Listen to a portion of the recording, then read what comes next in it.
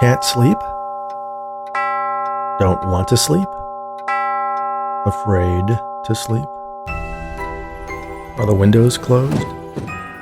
Are your doors locked? Did you check your closet? And under your bed? Maybe you should keep a light on in the hallway, just in case. Now settle in. Make yourself comfortable. Lay back. Close your eyes. And let me tell you a story. If you're a veterinarian long enough, you've seen it all. The odd assortment of things dogs swallow. Giant overweight cats. Owners who disregard your professional advice and feed their pets things they shouldn't. But Dr. At is faced with something he's never encountered before.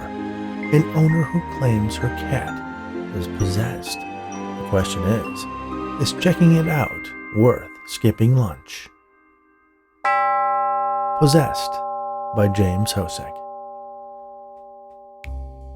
I have one rule. No phone calls on my days off, which are Wednesday and Sunday. Wednesday is the day that doctors take off to go golfing. As a veterinarian, I believe I am entitled to that benefit. After all, what is a doctor but a veterinarian who specializes in only one species? So I golf. Well, in the spring, summer, and fall I golf. In the winter, I think about golfing. And Sunday is Sunday. I sleep in, have lunch with my sister and her family, watch some golf on television, rent a Redbox movie in the evening. And I also don't do appointments before 3 on my surgery day, which is Tuesday. So, 2 rules. No phone calls on my days off, and a long lunch on Tuesdays, my surgery schedule permitting.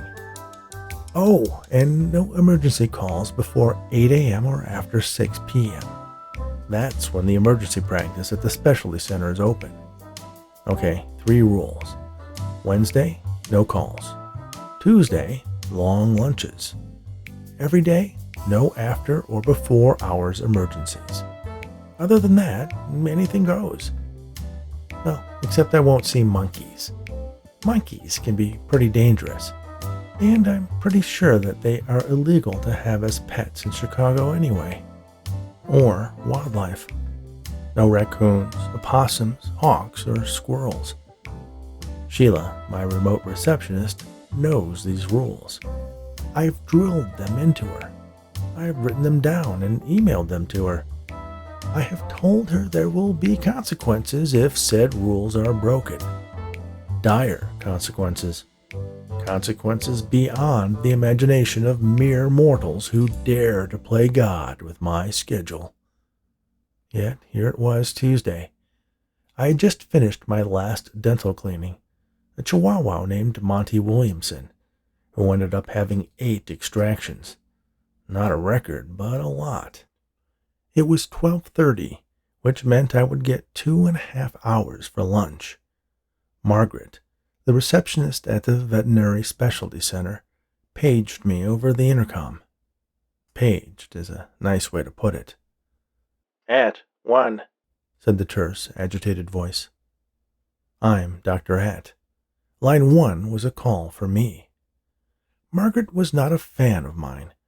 Even though I paid for the space and use of equipment, she didn't believe her services were included. "That can't be Sheila," said Allie.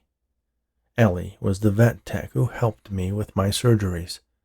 She was great at getting catheters in tiny cat veins, prepping the patients for their procedures, and taking care of them when they woke up.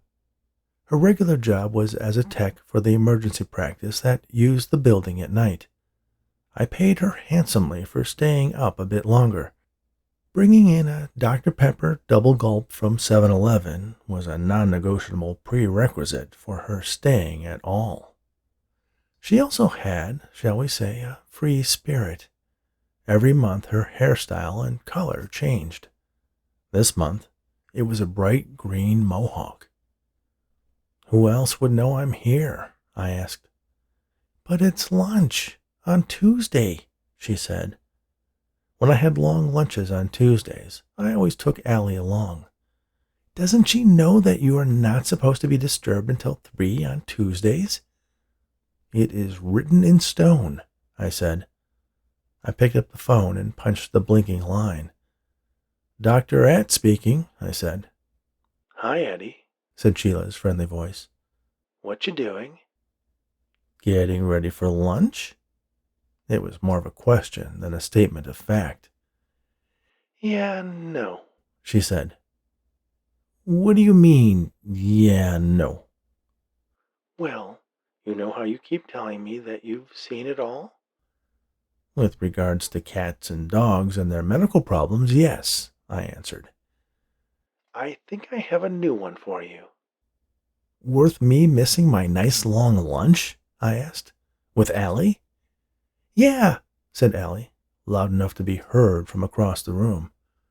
Hi, Allie, said Sheila. Sheila says hi, I told Allie. Tell her I say hi back, said Allie. She says hi, I reported.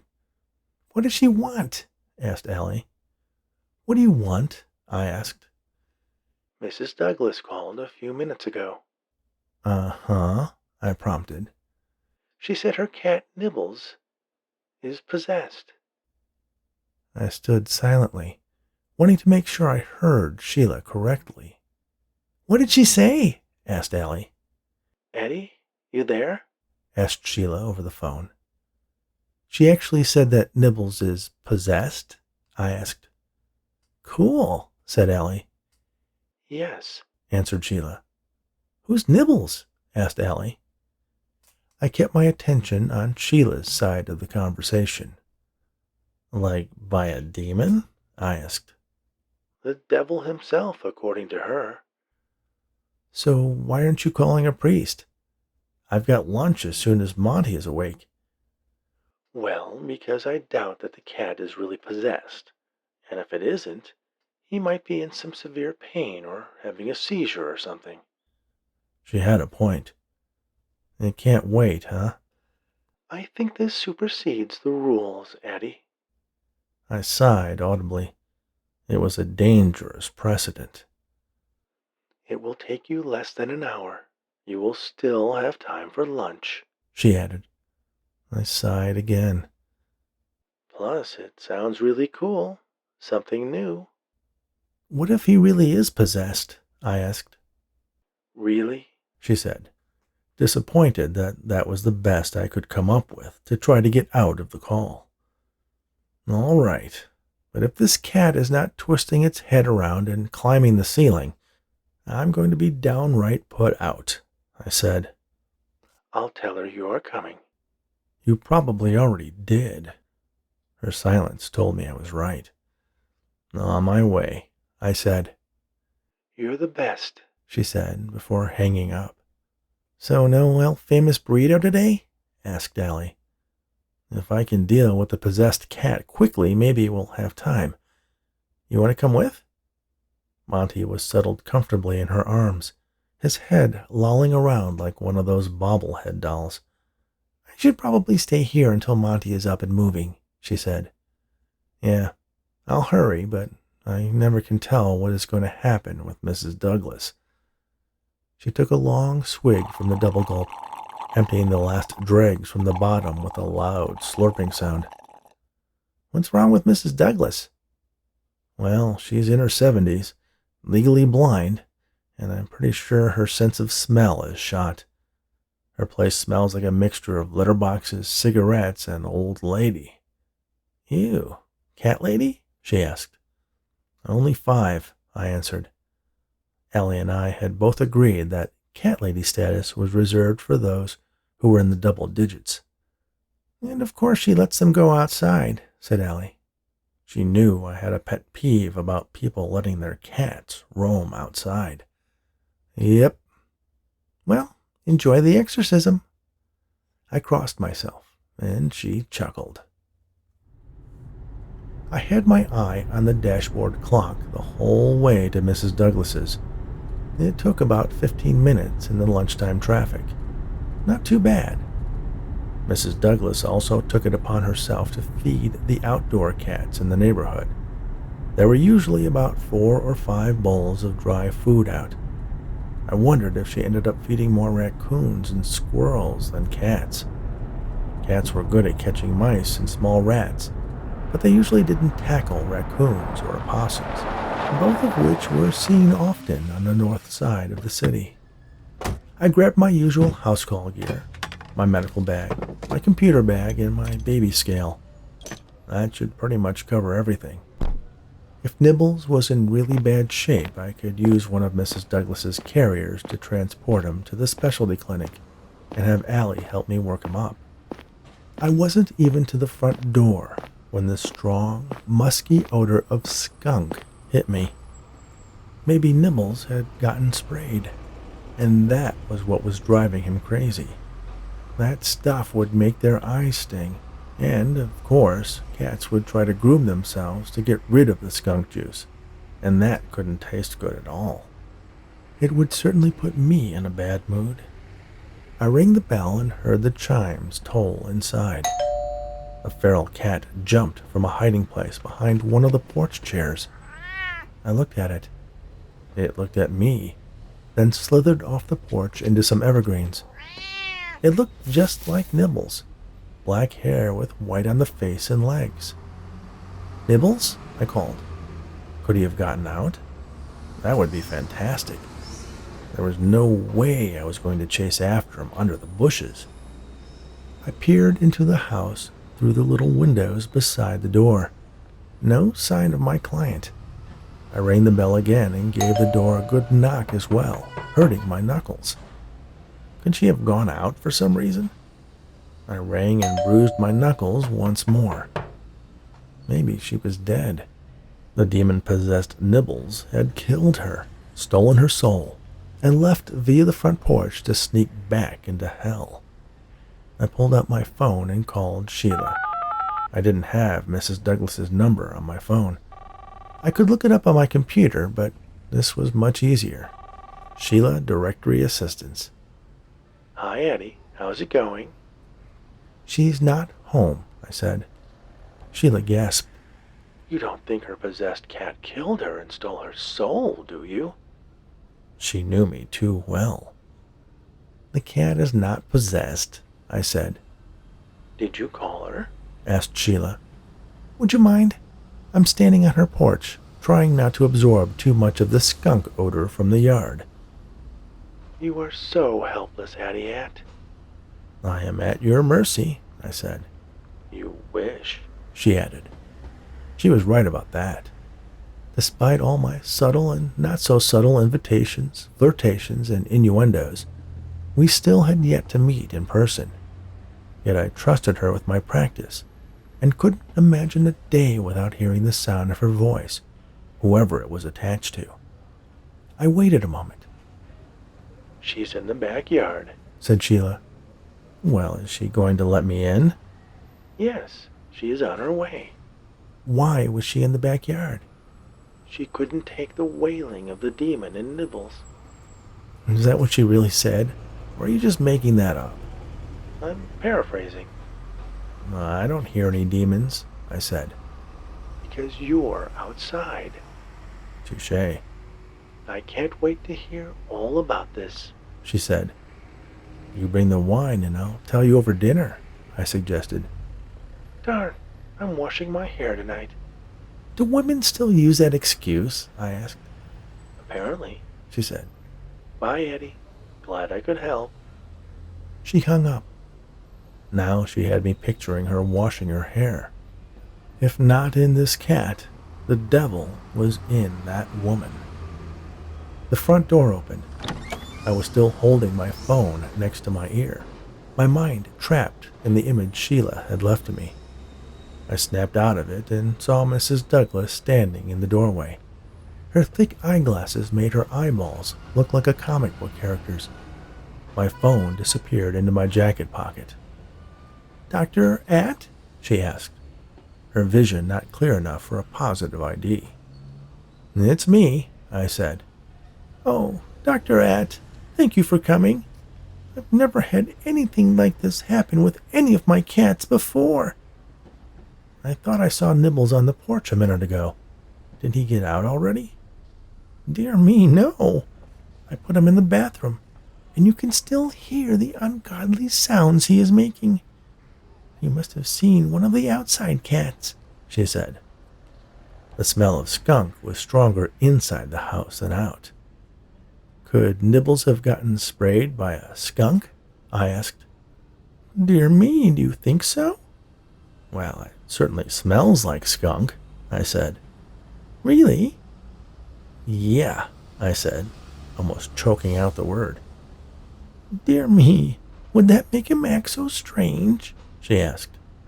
Sure, I said. If it got in his eyes or nose or mouth, he would be very upset. What do we do? Well, I'll check him out, see if there's any irritation I can help with. Maybe flush his eyes and mouth. But you may have to take him to a groomer and have them clean him up, possibly shave him. That scent can get into their hair and linger for weeks. Dear me, she said. Then you don't think he is possessed? Just very angry, I said. You really don't smell skunk? I asked. Smell and eyesight are shot, Dr. Att, but my hearing is doing fine. Both ears are 20/20. What? I asked. My hearing is doing... Oh, Dr. Att, you are trying to be funny, aren't you? Trying, I agreed. As we got closer to the bathroom, I could hear the noise. It actually did sound like a possessed cat. It was a continuous, low growl and had a strange human quality to it, like a dentist was drilling someone's tooth without Novocaine. There was also some scratching at the base of the door. Now I understand why you think he is possessed, Mrs. Douglas, I said. He doesn't sound like himself at all. There was some more scratching. If I get a chance, I'll trim his nails, too, I said. Oh, could you? They do sound long. So what happened? When did he start acting like this? It couldn't have been more than half an hour before I called you, Dr. Att. I was refilling some of the food bowls on the front porch. You know, the ones I keep for the outies. Yes, I said. Well, Nibbles was at one of the bowls. I told him his food was inside and to leave this for the outside cats.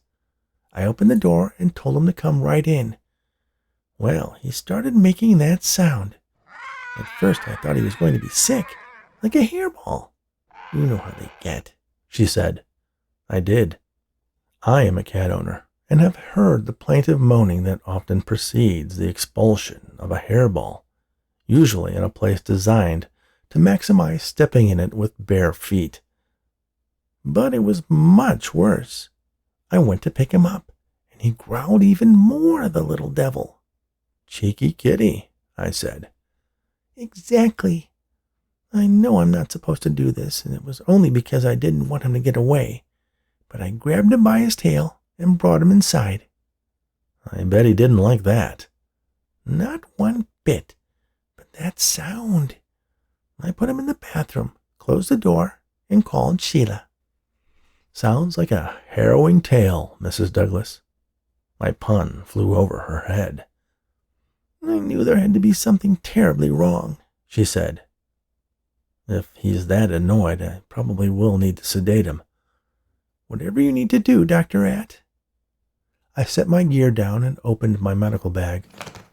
I loaded up a syringe with ketamine to knock him out. Is there a towel in there I can throw over him? I asked. Hanging on the back of the door, answered Mrs. Douglas. Terrific. For cats that really didn't want to have anything to do with me, I found if I could cover them, it would temporarily freeze them. I could then pin them to the floor by their shoulders and even give any shots right through the towel. I planned on doing that with Nibbles. Cover, pin, and shoot. Then 5 minutes for the drugs to work, and I could check him out.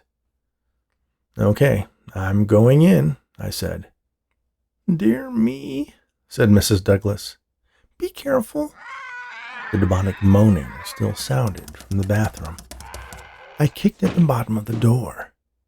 "Coming in, Nibbles. Don't try to get out," I told him. I heard some scrabbling on the tile floor. It sounded like he was headed for behind the toilet. That was not a fun spot. It was hard to get the towel over them and pin them in that location. I suspected that cats knew this. It was in their genetically hardwired handbook on how to foil your local vet. I cracked the door. The skunk smell was definitely much worse. No fuzzy head tried to poke its way out. I reached behind the door and felt the towel.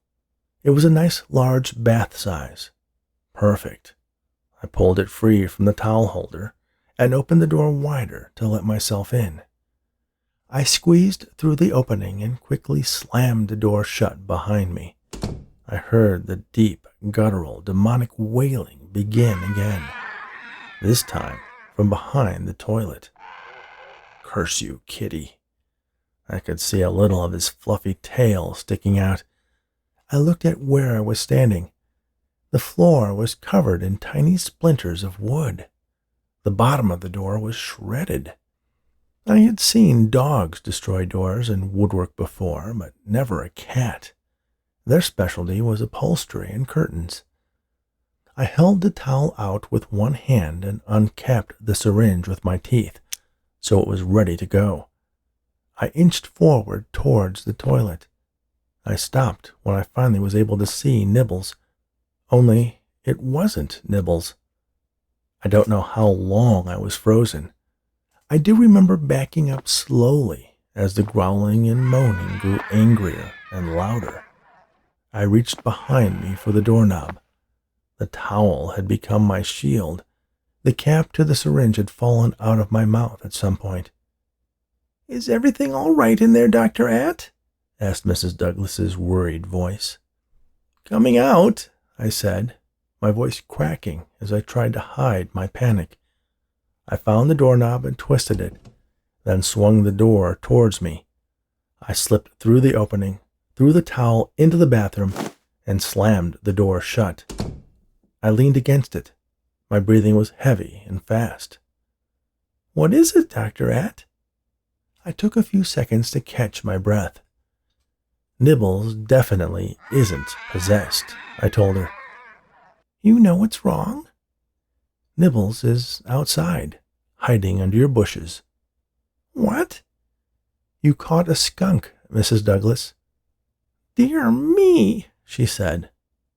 "That would explain it, wouldn't it?" I was going to have to reiterate those rules to Sheila once again. Nothing good comes when people ignore the rules.